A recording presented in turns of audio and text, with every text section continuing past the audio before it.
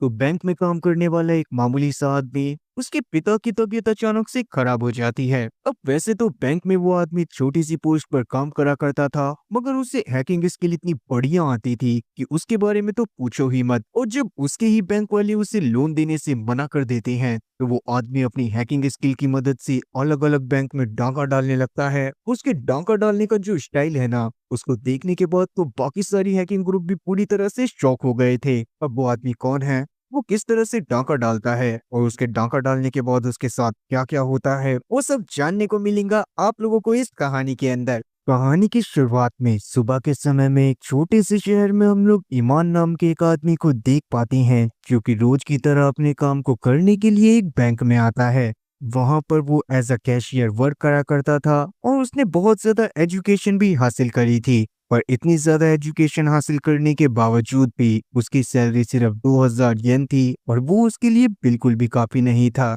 ईमान भी अपनी इस लाइफ से बिल्कुल भी खुश नहीं था, क्योंकि वो मेहनत तो बहुत ज्यादा करता था पर उसके बावजूद भी आउटपुट उसे हमेशा बहुत कम मिलता था। बैंक में ईमान की कोई इज्जत नहीं करता था। इवन ऐसे अजीबोगरीब से कस्टमर से डील करते हुए ईमान का मूड भी बहुत ज्यादा खराब होता था। आज भी एक बुढ़िया जो कि बैंक की रेगुलर कस्टमर थी, हाथ में एक चिल्लड़ों की थैली लेकर ईमान की तरफ बढ़ती है और उससे नोट का चेंज मांगती है। तब ईमान उसे प्यार से समझाने की कोशिश करता है कि वो लोग ऐसे चिल्लड़ों को एक्सेप्ट नहीं करते, पर उसके बावजूद वो बुढ़िया उसके ऊपर चिल्लाने लगती है। बुढ़िया के चिल्लाने की आवाज को सुनकर ईमान का एडमिनिस्ट्रेटिव वहां पर आ गया था, जो कि बुढ़िया की बात को सुनने के बाद ईमान को ही डांटता है और बाद में वो बुढ़िया को बगल वाले काउंटर पर भेज देता है ताकि वो चेंज ले सके।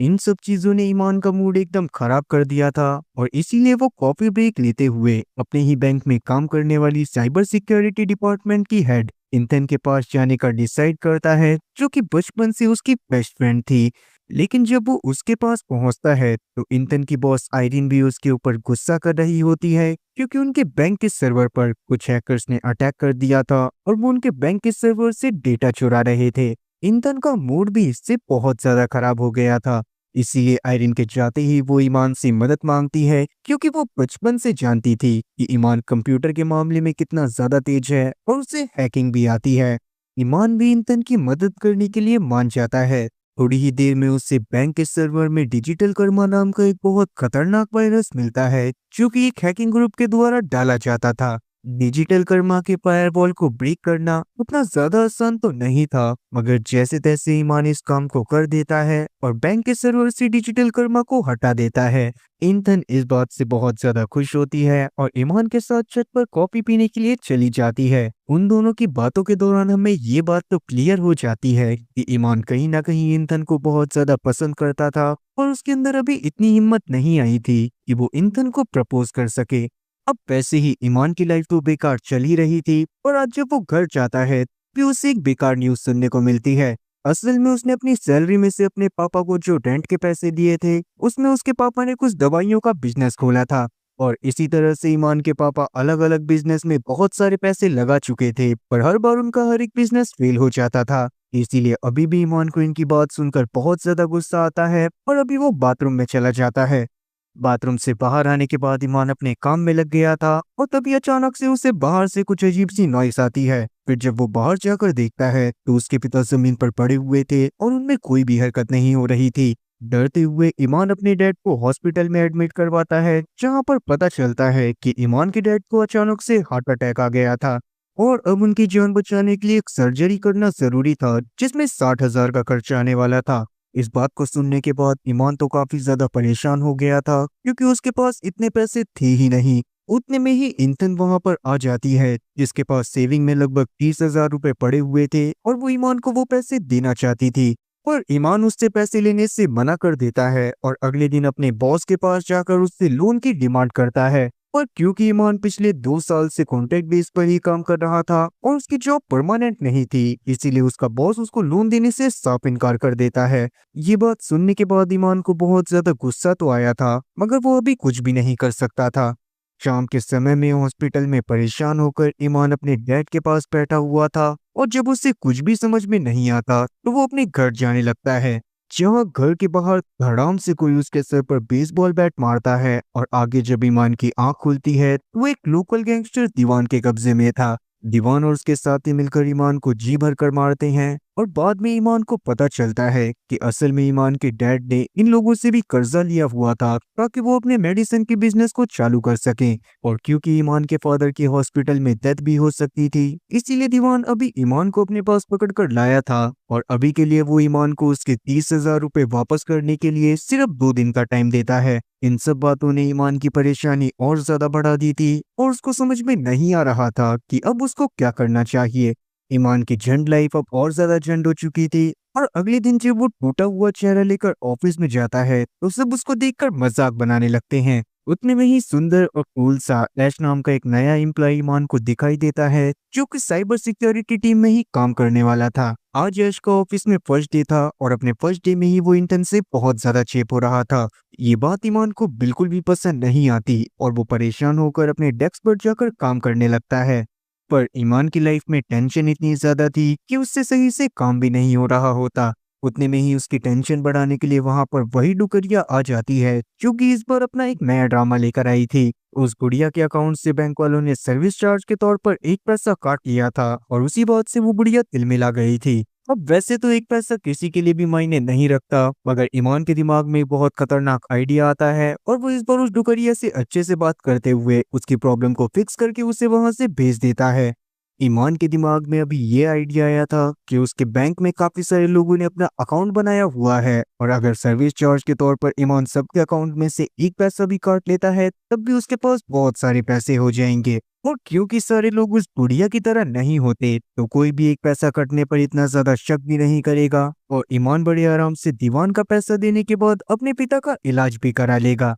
तब ईमान अपने घर में जाने के बाद पूरी रात इस बारे में सोचता रहता है और सुबह तक वो एक ऐसा प्रोग्राम बनाकर तैयार कर देता है जिसकी मदद से जैसे ही वो अपने बॉस को ईमेल भेजता है और उसका बॉस ईमेल पर दिए गए लिंक पर क्लिक करता है तो बैंक का सारा डेटाबेस ईमान को शो होने लगता है। जिसके बाद ईमान अपना दिमाग लगाकर सबके अकाउंट में से एक एक पैसा काट लेता है और उसे एक ऐसे अकाउंट में ट्रांसफर कर देता है जो कि काफी सालों से बंद पड़ा हुआ था। और अब सबसे बड़ा इशू यही था कि वो उस बंद अकाउंट में से पैसे को निकालेगा कैसे। उतने में ही ईमान के घर के बाहर दीवान के भेजे गए आदमी आ जाते हैं जो कि उससे पैसा लेने के लिए आए थे। उनको देखने के बाद ईमान तुरंत ही अपने लैपटॉप को समेटता है और पीछे वाली खिड़की से नीचे उतरकर भागने की कोशिश करने लगता है। तब ईमान जाकर एक टैक्सी में बैठ गया था और वो टैक्सी वाले से गाड़ी को बहुत तेज भगाने को बोलता है, मगर दीवान के आदमियों की नजर भी ईमान के ऊपर पड़ गई थी, इसीलिए वो अपनी बाइक से उसका पीछा करना चालू कर देते हैं।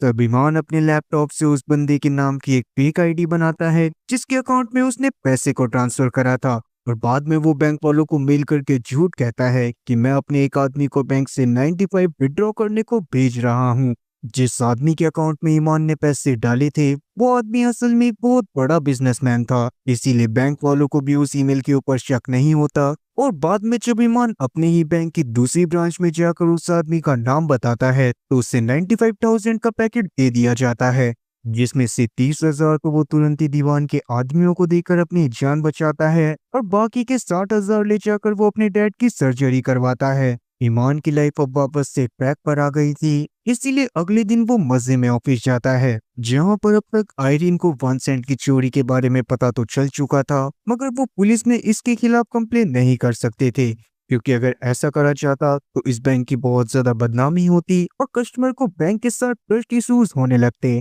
पर जिसने भी इस 1 सेंट की चोरी करी थी उसका सारा का सारा बोझ विंटन के सर पर आ गया था, क्योंकि आयरीन ने उसे ऑर्डर दिए थे कि वो उस आदमी के बारे में जल्दी से जल्दी पता करे। अब रात में हम लोग ईमान के बॉस को देखते हैं जिन्हें अचानक से कुछ लोग किडनैप करके बहुत बुरी तरह से मारते हैं और बाद में उनकी एक वीडियो को वायरल कर दिया जाता है जिसमें उन्हें शूट कर जान से मार दिया गया था। अगले दिन इस न्यूज के वायरल होने पर ऑफिस में सब लोग बहुत ज्यादा परेशान होते हैं। किसी को भी समझ में नहीं आ रहा था कि आखिरकार उनके बॉस को किसने और क्यों मारा होगा। इवन उस समय तक ईमान की ब्रांच में काफी सारे ऑफिसर्स भी आ गए थे ताकि सबसे पहले उनके बॉस के बारे में भी जानकारी निकाली जा सके। अब आज ईमान के बॉस का कंप्यूटर भी चेक होने वाला था तो इसी वजह से ईमान काफी ज्यादा डर जाता है, क्योंकि अगर पुलिस को उसके बॉस के कंप्यूटर में ईमान के लैपटॉप के आईपी एड्रेस से भेजी हुई फाइल मिल जाती तो ईमान के 90,000 विड्रॉ करने के बारे में भी सबको पता चल जाता। ईमान को इस बात से एंजाइटी होने लगती है और तबीयत खराब होने की वजह से वो बाथरूम में जाकर उल्टियां करने लगता है।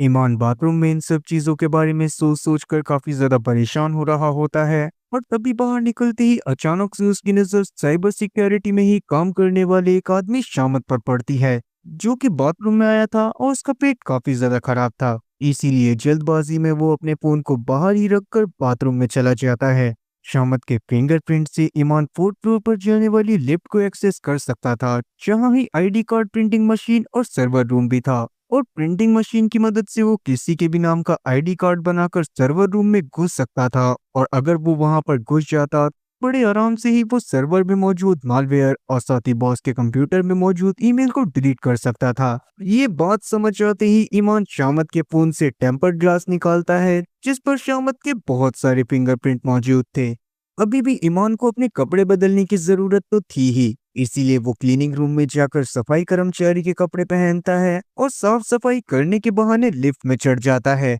किस्मत से उस समय पर लिफ्ट में कोई और मौजूद नहीं था और शामत के फिंगरप्रिंट भी काम कर गए थे, जिनकी मदद से ही ईमान फोर्थ फ्लोर पर पहुंच जाता है। और वहां जाते ही वो प्रिंटिंग रूम से ऐश के नाम का कार्ड प्रिंट करता है, ताकि अगर आगे किसी को इन सब चीजों के बारे में पता भी चले तब भी ऐश ही फंसे। अब वैसे आप लोग इतने ज्यादा समझदार तो हो ही कि शायद मुझे ये बताने की जरूरत नहीं पड़ेगी कि ईमान सिर्फ ऐश को ही क्यों फंसाना चाहता था। और अगर आप लोग इस बारे में समझ गए हो तो आप लोग इस बारे में कमेंट सेक्शन में मुझे जरूर बताना, वो भी किसी फनी कमेंट के साथ।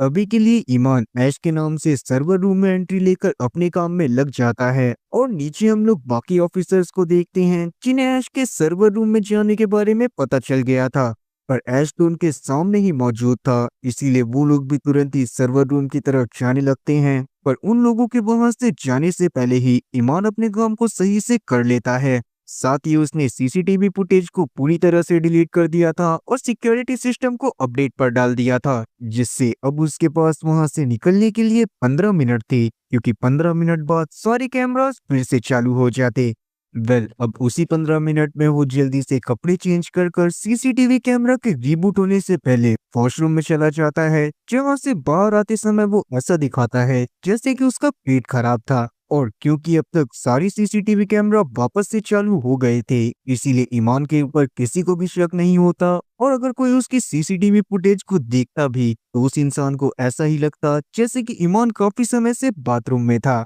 अभी के लिए वहां पर आए सभी ऑफिसर्स का दिमाग भी एकदम खराब हो गया था और उनको समझ में नहीं आ रहा था कि ये काम किसने और कैसे करा होगा। इसीलिए वो इंटर्न से बैंक में मौजूद किसी ऐसे बंदे के बारे में पूछते हैं जिसको हैकिंग आती हो। तब इंटर्न के दिमाग में एकदम से ईमान का ख्याल तो आता है, और वो इस बारे में किसी को भी नहीं बताती, क्योंकि ईमान को हैकिंग आती है इस बारे में अब तक ईमान ने सिर्फ इंतन को ही बताया था, और इंतन के अलावा कोई भी इस बारे में कुछ भी नहीं जानता था। और इस वाक्य के बाद इंतन को भी ईमान के ऊपर थोड़ा बहुत शक होना तो चालू हो गया था। इस बारे में वो अकेले में ईमान से बात करती है, मगर वहां पर ईमान उससे ये यकीन दिलाने में कामयाब हो जाता है कि इन सब में उसका कोई भी हाथ नहीं है, और उसके फादर का भी जो हॉस्पिटल बिल था वो भी रिलेटिव्स ने भरा था, जिससे फिलहाल के लिए तो ईंधन को ईमान के ऊपर शक होना बिल्कुल बंद हो गया था। अब शाम के समय में जब ईमान ऑफिस से निकलकर हॉस्पिटल में जाता है तो वहां पर उससे पता चलता है कि उसके पिता का तो जल्दी ही डिस्चार्ज होने वाला था, और घर जाने के बाद भी उनकी दवाइयों में जो खर्चा आना था वो 15,000 था। ये बात सुनने के बाद ईमान काफी ज्यादा परेशान होता है, क्योंकि अब तक उसके कमाए गए पैसे खर्च हो चुके थे और उसके पास एक चवन्नी भी नहीं बचा था। और अभी के लिए तो वो अपने बैंक से वापस से चोरी नहीं कर सकता था, क्योंकि पहला उसने तो मालवेयर फाइल को डिलीट कर दिया था, और अगर मालवेयर फाइल वहां पर होती भी तब भी वो ऐसा नहीं कर पाता, क्योंकि पुलिस वालों की नजर पहले से ही उसके बैंक के ऊपर पड़ गई थी। अभी के लिए ईमान अपने बैंक के एटीएम से 5,000 रुपए निकालने के लिए जाता है, और तभी वहां पर उसकी नजर बाकी बैंक के एटीएम पर भी पड़ती है, जिनको देखने के बाद ईमान काफी ज्यादा खुश हो गया था, क्योंकि अब वो सिर्फ अपने बैंक में नहीं बल्कि बाकी बैंक के अलग अलग ब्रांच में अलग अलग सर्वर पर अपना वायरस भेजकर बहुत सारे पैसे कमाने वाला था। और इसके लिए ईमान जो नाम यूज करता है वो था डिजिटल कर्मा, ताकि अगर कोई बैंक वाले कंप्लेन करे भी तब भी सारा इल्जाम डिजिटल कर्मा ग्रुप पर लगे, जिसके बारे में तो वैसे भी किसी को कुछ भी नहीं पता था। ईमान वैसे तो ये सब करने में काफी ज्यादा डर रहा था, मगर अपने पिता की जान बचाने के लिए उसके पास कोई और रास्ता नहीं होता। वो सुबह से लेकर शाम तक अकेले में अपने लैपटॉप में लगा रहता है और इसी तरह 2 हफ्ते बीत जाते हैं। इन 2 हफ्तों के दौरान ईमान ने काफी सारे बैंक को लूटा था और अब तक उसने अपने अकाउंट में लगभग 8 लाख रुपए जमा कर लिए थे, जिससे ईमान को एक अलग ही लेवल की खुशी मिलती है क्योंकि उसका पूरा बचपन गरीबी में ही बीता था। अब वहीं हम लोग इंतन को देखते हैं जो कि अभी भी सर्वर रूम में लगी हुई थी ताकि वो चोर के बारे में पता लगा सके। तब ऐश भी इंतन की मदद करने की कोशिश करता है, पर काफी समय बीत जाने के बावजूद भी इंतन को अब तक उस चोर के बारे में कुछ भी सुराग नहीं मिला होता। जिस बात से इंतन की बॉस साइदीन को इंतन के ऊपर काफी ज्यादा गुस्सा आ गया था और वो गुस्से में ऐश जो कि अभी आया था उसे इंतन की जगह पर बेचकर इंतन को ऐश की जगह पर इंटर्न बना देती है, जिससे इंतन को काफी ज्यादा बुरा लगा था। पर अभी के लिए वो आयरिन के खिलाफ कुछ भी नहीं कर सकती थी, इसीलिए वो चुपचाप शाम तक अपने काम में लगी रहती है। फिर शाम के समय में इंतन के पास शामद आता है, जिसने डिलीट करी गई कुछ सीसीटीवी फाइल को जैसे तैसे रिकवर कर लिया था। उसने अभी खुद तो उन सीसीटीवी फाइल्स को नहीं देखा था और अभी के लिए वो हार्ड ड्राइव को इंतन के पास ही छोड़कर वहां से चला जाता है। अब शामत के वहां से जाने के बाद जब इंतन उन फुटेज को देखती है तो उनमें से एक फुटेज में ईमान को पहले ही बाथरूम से बाहर आते हुए देखा जा सकता था, जिसको देखने के बाद तो इंतन के एकदम होश उड़ गए थे। वहीं हम लोग ईमान को देखते हैं जिसने अपने पास मौजूद पैसे से अब तक एक शानदार स्पोर्ट्स कार खरीद ली थी, जिसको लेकर वो एक बढ़िया सा बंगला भी खरीद लेता है। और बाद में जब वो अपने डैड को उस घर में लेकर जाता है तो उस समय तक ईमान की चाल ढाल एकदम बदल गई थी। उसके पापा को ये सब देखकर काफी ज्यादा अजीब तो लग रहा था, इवन उन्हें समझ में भी नहीं आ रहा था कि ईमान के पास इतना पैसा कहाँ से आया, पर अभी वो इन सब चीजों को इग्नोर करते हैं। वो अभी बहुत ज्यादा खुश थे। फिर रात के समय में जब वो अच्छा अच्छा खाना खा रहे होते हैं उतने में ही दीवान और उसके आदमी घर में आ जाते हैं और उन्हें परेशान करते हुए जानने की कोशिश करते हैं कि उनके पास इतना सारा पैसा कहाँ से आया। तब ईमान शुरू में तो उनसे कुछ भी नहीं कहता और ईमान के फादर को तो यही लग रहा था कि अभी तक उन्होंने दीवान के पैसे वापस नहीं करे हैं, इसीलिए वो वहां पर आया है। तो वो उससे बोलते हैं कि वो जल्दी ही उसके पैसे वापस लौटा देंगे, जिस पर दीवान बस हंसता है और ईमान के मुंह को पकड़ते हुए उससे इतना जल्दी अमीर होने के बारे में पूछने लगता है। दूसरी तरफ बैंक में इंतन ने ईमान को फुटेज में देखने के बाद उन फुटेज को शामत की हार्ड ड्राइव से डिलीट कर दिया था और उन फुटेज को पहले ही अपने फोन में ट्रांसफर कर लिया था। फिर थोड़ी देर बाद अचानक से ऐश वहां पर आ जाता है, जिससे ये बात पता चल गई थी कि इंतन ने उस हार्ड ड्राइव में से कुछ फुटेजेस को डिलीट करा है। वो इंतन से इस बारे में पूछने की कोशिश तो करता है, मगर इंतन उसे इस बारे में कुछ भी नहीं बताती। और ये बात सच में काफी ज्यादा अजीब थी कि इंतन के फुटेज डिलीट करने के बारे में ऐश को कैसे पता चला। पर इंतन पहले अपनी तरफ से खुद ये पता करना चाहती थी कि क्या सच में ईमान ने ये सारी चीजें करी हैं या फिर उसे फंसाया जा रहा है। दूसरी तरफ हम लोग ईमान को देखते हैं जो कि दीवान और उसके साथियों के आ जाने से काफी ज्यादा परेशान हो रहा था। पर दीवान और उसके साथी तो ईमान के मंगवाए हुए महंगे महंगे खाने का मजा ले रहे थे। पहले तो ईमान दीवान से झूठ बोलने की कोशिश करता है कि उसने इतने सारे पैसे कैसे कमाए, पर दीवान जितना भूतिया लगता था उतना भूतिया था नहीं। उसे ईमान के झूठ के बारे में सब कुछ समझ में आ जाता है और वो गुस्से में ईमान के फादर को टॉर्चर करने के लिए हथौड़ा निकाल लेता है। और तब ना चाहते हुए भी ईमान को दीवान को सब कुछ बताना पड़ता है। वहीं हम लोग ऐश को देखते हैं जो कि अभी भी लगातार ऑफिस में अपनी एक नई टीम बनाकर उस इंसान के बारे में पता करने की कोशिश करे जा रहा था जिसने पैसों को चुराया था। तब इंतन भी आकर उसकी टीम को ज्वाइन कर लेती है और वो बाकी की सीसीटीवी फुटेज को रिकवर करने में ऐश की मदद करना चाहती थी। मगर अभी तक इंतन ने किसी को ईमान के बारे में नहीं बताया था और ना ही वो तब तक किसी को इस बारे में बताने वाली थी जब तक कि उसे इस बात की कंफर्मेशन खुद नहीं मिल जाती कि ईमान ने ही ये सब करा है या फिर नहीं। वहीं ईमान की बातों को सुनने के बावजूद भी दीवान को इस बात पर भरोसा नहीं हो रहा था कि कोई इंसान इस तरह से भी चोरी कर सकता है। तब ईमान दीवान को अपनी बातों पर भरोसा दिलाने के लिए उसके सामने डेमोन्स्ट्रेट करके दिखाता है कि किस तरह से उसने लोगों के अकाउंट में से एक एक सेंट काट कर इतने सारे पैसे बना लिए थे। और ये करने के बाद ईमान ने सारे पैसों को दीवान के ही अकाउंट में ट्रांसफर कर दिया था। और दीवान तो पहले से ही एक माफिया था, इसीलिए उसके ऊपर पुलिस वालों को जरा सा भी जोर नहीं चलता। पर इतने सारे पैसों को देखने के बाद दीवान भी काफी ज्यादा खुश हो गया था और उसे ईमान के ऊपर भरोसा भी हो गया था। तब ईमान अपने पास्ट को याद करने लगता है, जहाँ पर वो बहुत ज्यादा गरीबी में रहा करता था और उसके पिता जो थोड़ा बहुत काम करते थे, पर उनके पास जो भी पैसे आते थे उनसे वो हर बार कोई ना कोई बिजनेस चालू कर लेते थे। और जैसा कि मैंने आपको बताया, या फिर आप प्रेजेंट के हालात देखकर समझ ही गए होंगे कि उन लोगों का कोई भी बिजनेस नहीं चला और हर बार उसके पिता के ऊपर भारी कर्जा चढ़ता गया। लेकिन उसके बावजूद भी उन्होंने अपनी गलतियों से कुछ भी नहीं सीखा और बार बार वो लगातार सेम गलतियों को रिपीट करते रहे। और प्रेजेंट टाइम में हम लोग देखते हैं कि ईमान के फादर को जब ईमान की सच्चाई के बारे में पता चलता है तो वो बहुत ज्यादा बुरा फील कर रहे होते हैं, क्योंकि अगर बचपन में ही उन्होंने ईमान के ऊपर भी थोड़ा सा ध्यान दिया होता या फिर अपनी गलतियों को सुधारने की कोशिश करी होती तो शायद ईमान ये सारी हरकतें नहीं करता। अब वैसे अभी के लिए ईमान के डैड ईमान से सही से बात नहीं कर रहे होते, पर ईमान भी उन्हें कुछ भी समझाने के मूड में नहीं था। वो बस कहीं ना कहीं इसी तरह से गरीबी में जीवन काट कर बोर हो गया था और अब वो अमीरों की तरह रहना चाहता था। तब ईमान के फादर भी शांत हो जाते हैं, क्योंकि वो खुद भी जानते थे कि सच में उन्होंने ईमान के बचपन में बहुत ज्यादा गलतियां करी थी और वो हमेशा अपनी वाइफ से भी लड़ते रहते थे, जिसका ही बुरा असर ईमान के बचपन पर भी पड़ा था। और ईमान की माँ एक दिन गुस्से में ईमान के फादर की हरकतों और गरीबी की वजह से उन्हें छोड़कर चली गई थी। और उस समय से लेकर अब तक सिर्फ ईमान ही ऐसा था जो कि अपनी माँ को बहुत ज्यादा मिस करता था और उसकी माँ ने अपनी तरफ से उन लोगों से कोई भी कांटेक्ट नहीं रखा था। खैर, अभी के लिए दीवान और उसके साथी उनके फैमिली ड्रामा पर बिल्कुल भी ध्यान नहीं दे रहे थे और वो ईमान और उसके फादर को एज अ नौकर ट्रीट करते हुए मजे ले रहे थे, जिससे ईमान को काफी ज्यादा गुस्सा आ गया था। और अब वो बस मौके की तलाश में था कि जैसे ही दीवान और उसका एक साथी ऊपर वाले रूम में जाएंगे तो ईमान दूसरे वाले साथी की गन को छीनकर अपने डैड को वहां से लेकर भाग जाएगा। और अब बिल्कुल ऐसा ही होता है। जैसे ही दीवान और उसका एक साथी ऊपर वाले रूम में जाता है तब ईमान दीवान के दूसरे वाले साथी की गन को उठाकर दीवान के दूसरे साथी के ऊपर तान देता है। पर दीवान का दूसरा साथी जानता था कि ईमान कितना सीधा साधा बंदा है और जाहिर सी बात थी कि एक सीधे साधे बंदे को गन चलानी तो बिल्कुल भी नहीं आती होगी। और सच में जब ईमान दीवान के साथी की तरफ गन चलाने की कोशिश करता है तो सेफ्टी लॉक लगे होने की वजह से गन चलती ही नहीं है,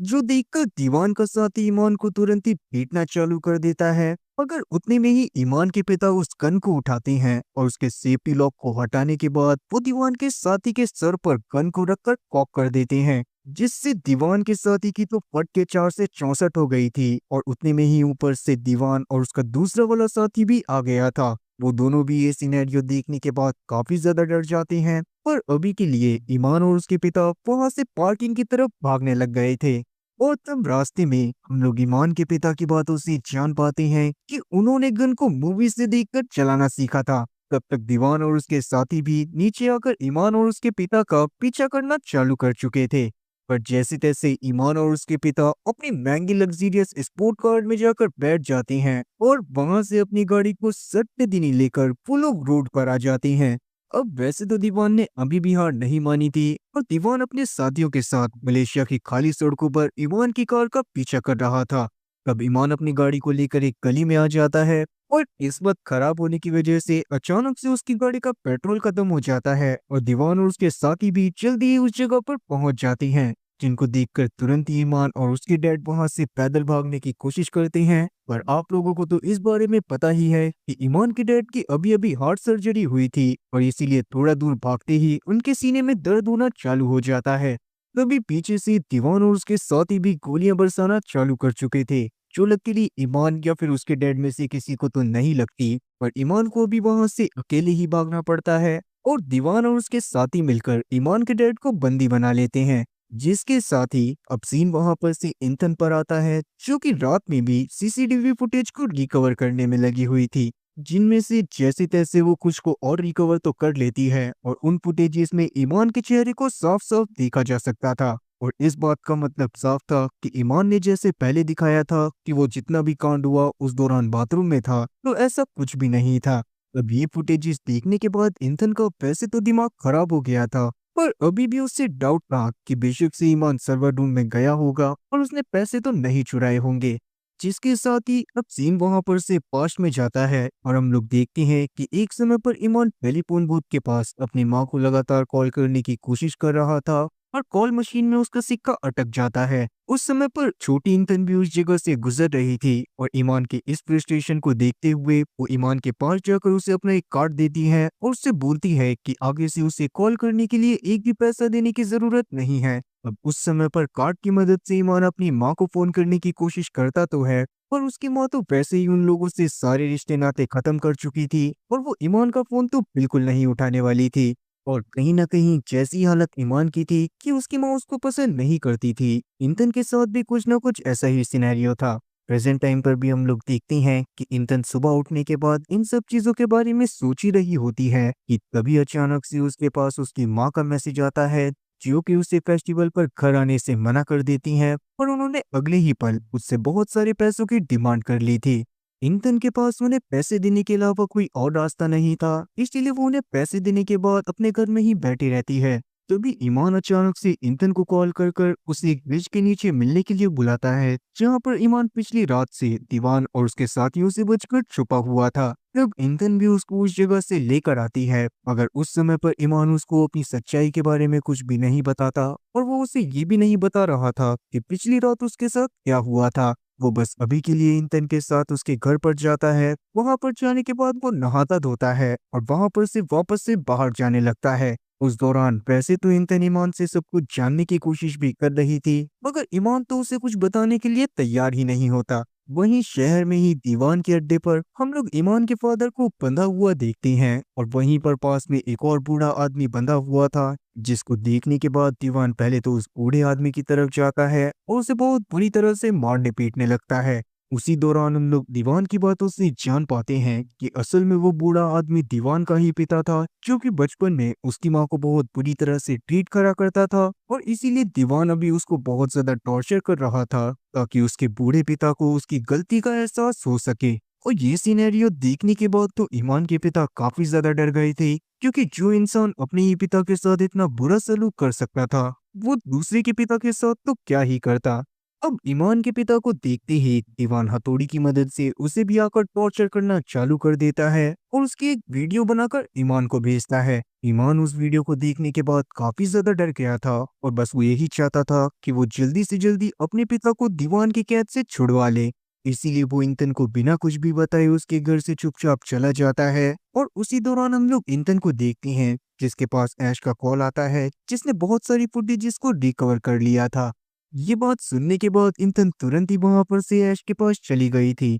उस समय पर ऐश आयरीन के सामने झूठ बोल देता है कि डेटा में से सारी की सारी सीसीटीवी फुटेज पूरी तरह से डिलीट हो गई हैं और उनको रिस्टोर नहीं करा जा सकता। पर ऐश ने तो इंतन को पहले ही इस बारे में बता दिया था कि उसने फुटेजेस को रिकवर कर लिया है। बाहर जाने पर हम लोग ऐश की बातों से जान पाते हैं कि असल में वो समझ गया था कि इंतन किसी वजह से उन फुटेजेस को आयरन के सामने नहीं आने देना चाहती और इसीलिए ऐश ने भी आयरन से झूठ बोला था। और अभी के लिए वो इंतन से सारी सच्चाई वर्ड टू वर्ड सुनना चाहता था और तब इंतन भी उसको सारी सच्चाई बता देती है। वहीं ईमान को ये सारी चीजें समझ में आ गई थी कि वो अकेले तो इस प्रॉब्लम से डील नहीं कर सकता, इसीलिए अभी के लिए वो उस टैक्सी ड्राइवर को कांटेक्ट करता है जिसने उसे पहली बार उस बैंक के सामने छोड़ा था और उस समय पर ईमान ने दीवान के साथियों से अपना पीछा छुड़वाया था। असल में वो टैक्सी ड्राइवर उस एरिया के कुछ लोकल गुंडों को जानता था और ईमान चाहता था कि वो टैक्सी ड्राइवर ईमान की उन गुंडों के साथ मदद करे ताकि ईमान दीवान के कब्जे से अपने पिता को छुड़वा पाए।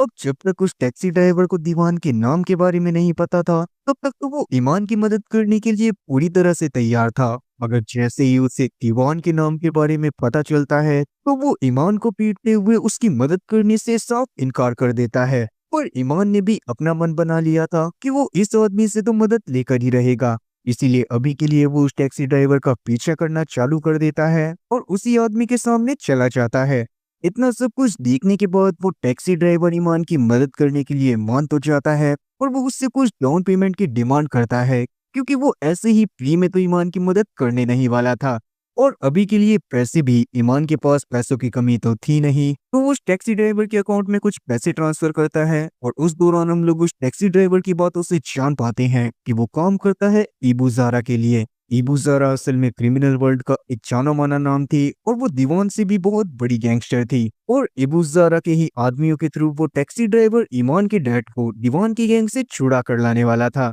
फिर वहां से हम लोग शहर के ही एक कोने में इबू ज़ारा को देख पाते हैं, जिसे एक लड़की के बारे में पता चला था कि उसके साथ एक आदमी एक होटल के रूम में बहुत गलत हरकत करने की कोशिश कर रहा था। वो लड़की अभी 5 या 6 साल की होगी और ये सब जानने के बाद इबू ज़ारा को अपने बचपन की याद आ गई थी, क्योंकि उसका बचपन भी बहुत ज्यादा ही ट्रॉमेटिक था। इसीलिए इबू ज़ारा उस लड़के के लिए प्रोटेक्टर बनने का डिसाइड करती है और बाद में वो अपने हेंचमैन के थ्रू उस आदमी की जान ले लेती है और बाद में उस लड़की को अपने साथ लेकर अपने अड्डे पर आ जाती है। और वहीं हम लोग दीवान के अड्डे पर दीवान को देख पाते हैं, जो कि अपने आदमियों के ऊपर इस वजह से गुस्सा कर रहा था क्योंकि अब तक वो लोग ईमान को नहीं पकड़ पाए थे। पिछली रात भी ईमान उनके हाथों से बचकर भाग गया था। और उसी दौरान हम लोग ईमान के फादर की हालत को भी देख पाते हैं। इनके मुंह में हथौड़े को डालकर दीवान ने उनके मुंह से एक दांत को निकाल लिया था और इसी वजह से ईमान के फादर के मुंह से काफी ज्यादा खून निकल रहा था। कहीं ना कहीं वो जीने की होप को पूरी तरह से खो चुके थे। पर अचानक से ही उनके कानों में ईमान के बचपन की वॉइस आती है, जो कि उन्हें जीने की थोड़ी सी उम्मीद देती है और उन्हें लगने लगता है कि ईमान जल्दी ही आकर उन्हें वहां से बचा लेगा। ईमान खुद भी इस काम में लगा तो हुआ था और उस टैक्सी ड्राइवर ने उसे इबू ज़ारा से भी मिलवा दिया था। ईमान वहां पर इबू ज़ारा को ऑफर करता है कि इबू ज़ारा उससे जितने पैसे मांगेगी वो उसे उतने पैसे देगा, बस बदले में वो दीवान की कैद से उसके फादर को फ्री करवा दे। पहले तो इबू ज़ारा को इस बात पर भरोसा नहीं हो रहा होता कि ईमान उसे कितना भी पैसा दे सकता है, और उस दौरान ईमान अपने लैपटॉप की मदद से इबू ज़ारा के अकाउंट में काफी सारे पैसे ट्रांसफर करके दिखाता है। पर उसके बावजूद भी इबू ज़ारा उसे मना कर देती है कि वो दीवान से पंगा नहीं लेना चाहती। इस बात ने तो ईमान का पूरी तरह से मन ही तोड़ दिया था। थोड़ी देर बाद वो वापस से उसी टैक्सी ड्राइवर के पास जाता है और उसे उस बार वो पहले से भी ज्यादा अमाउंट देने का वादा करता है, जिसके बदले में बस वो उससे यही मांग रहा था कि कम से कम वो तो उसके साथ चलकर दीवान की कैद से उसके फादर को फ्री करवाए। शुरुआत में तो उस टैक्सी ड्राइवर ने भी इस काम को करने से मना कर दिया था, मगर फाइनली वो इस चीज के लिए एग्री कर जाता है और रात के समय में ईमान और वो टैक्सी ड्राइवर अपने हाथों में बंदूक लेकर दीवान के अड्डे पर पहुंच जाते हैं। उस समय पर दीवान का अड्डा पूरी तरह से खाली था और इसी बात को मौका मानते हुए वो दोनों के दोनों फटाक से उसकी बिल्डिंग के अंदर घुसते हैं और जल्दी ही ईमान के फादर के पास पहुंच जाते हैं। मगर वो लोग वहां से निकल पाते उससे पहले ही दीवान के आदमी उस जगह पर पहुंचकर ईमान और टैक्सी ड्राइवर दोनों को ही गन पॉइंट पर ले लेते हैं। पर वो लोग ईमान को मार पाते उससे पहले ही कमरे के अंदर दो हेंचमैन अपनी बंदूकें लेकर आ जाते हैं और अंधाधुंध गोलियां दीवान और उसके साथियों के ऊपर बरसाना चालू कर देते हैं। ये लोग असल में इबू ज़ारा के लोग थे, जिनके बारे में ईमान को तो जरा भी आइडिया नहीं था। वो अभी के लिए अपने डैड को और टैक्सी ड्राइवर को लेकर वहां से भागने लगता है, क्योंकि इन गोलियों के बीच में बाकियों का ध्यान उनके ऊपर नहीं जा रहा था। पर एक कहावत है ना कि जब जब जिसके लगने होते हैं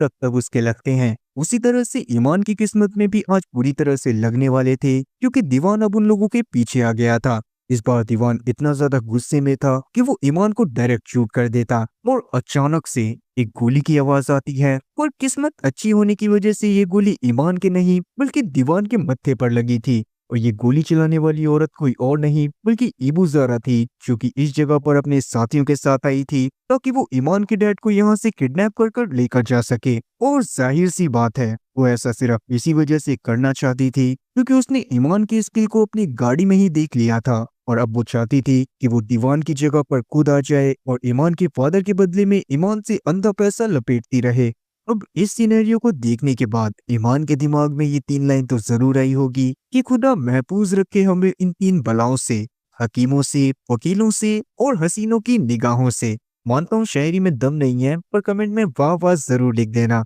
यार अभी के लिए ईमान के साथ तो आसमान से गिरकर खजूर पर लटकने वाला सिनेरियो हो गया था। इसी के चलते उसका नर्वस ब्रेकडाउन हो जाता है और वो बहुत जोर जोर से रोते हुए उल्टियां करने लगता है। और टैक्सी ड्राइवर भी इस बात को समझ रहा था कि ईमान असल में जितना बुरा और टफ शुरुआत में दिखाई दे रहा था वो इतना ज्यादा टफ गाय नहीं है। इसीलिए वो ईमान को जाकर संभालता है और जैसे तैसे वो अभी के लिए ईमान और उसके फादर को वहां से लेकर निकल जाता है। मगर इबू ज़ारा और उसके लोग इतनी आसानी से उन लोगों का पीछा तो नहीं छोड़ने वाले थे। उन लोगों की परमिशन की मदद से ही वो लोग वहां से गए थे और आगे चलकर इबू ज़ारा लगातार ईमान के ऊपर नजर रखने वाली थी ताकि वो ईमान से लगातार पैसे लपेटती रहे। जिसके साथ ही अब सीन वहां पर से एक बार पास्ट में जाता है और हम लोग देख पाते हैं कि ईमान बचपन से ही कंप्यूटर लैंग्वेजेस में काफी ज्यादा एक्सपर्ट था और इंतन इस बात के लिए बहुत ज्यादा प्राउड करा करती थी। पर प्रेजेंट के टाइम पर ईमान का इतना ज्यादा टेक्निकली एडवांस होना इंतन के लिए एक बुरे सपने की तरह साबित हुआ था,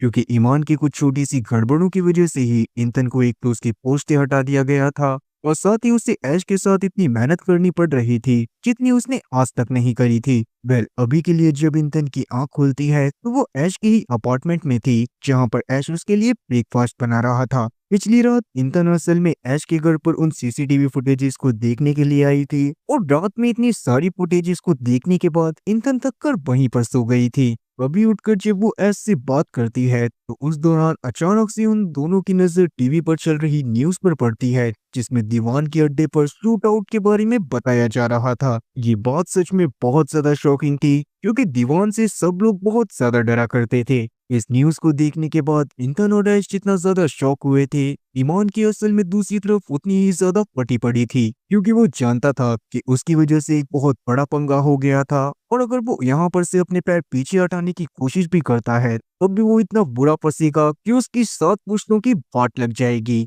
और ये सब तो सच में बस एक शुरुआत थी क्योंकि ईमान की गेट पर अब अचानक से इबू ज़ारा का एक हेंचमैन आ गया था और उस हेंचमैन को असल में इबू ज़ारा ने ही भेजा था क्योंकि वो ईमान को अपने पास बुलाना चाहती थी। तब ईमान को समझ में नहीं आता कि अभी के लिए उसको क्या करना चाहिए। आप लोगों को भी इस बारे में इस सीरीज के अगले पार्ट में पता चलेगा क्योंकि ये सीरीज सच में काफी ज्यादा बड़ी है तो मैं सोच रहा हूँ कि इसको 2 पार्ट में कवर करूँ। तो उसकी वीडियो वैसे तो मैं जल्दी ही बनाकर अपलोड कर दूंगा और उसके लिए भी एक छोटी सी रिक्वेस्ट है कि आप लोग कमेंट सेक्शन में जरूर बताना कि आप लोग सच में उस वीडियो को देखना भी चाहते हो या फिर नहीं। और साथ ही कमेंट सेक्शन में मुझे ये बात भी बताना कि अगर आप लोगों के पास इतनी खतरनाक हैकिंग स्किल्स होती तो आप लोग सबसे पहले कौन से बैंक को लूटना पसंद करते। तो मिलते हैं इस वीडियो के अगले पार्ट में जिसमें आपको ईमान के बारे में और भी काफी सारी चीजें जानने को मिलेंगी और साथ ही आप लोगों को ऐसी ऐसी चीजों के बारे में पता चलेगा क्योंकि शायद आपने सीरीज के दौरान नोटिस तो नहीं करी, वो चीजें असल में दिमाग खराब कर देने वाली हैं। तो उम्मीद है कि एक्सप्लेनेशन अच्छी लगी होगी और अगर एक्सप्लेनेशन अच्छी लगी हो ना तो चैनल को सब्सक्राइब करना और बेल नोटिफिकेशन को ऑल पर सिलेक्ट करना।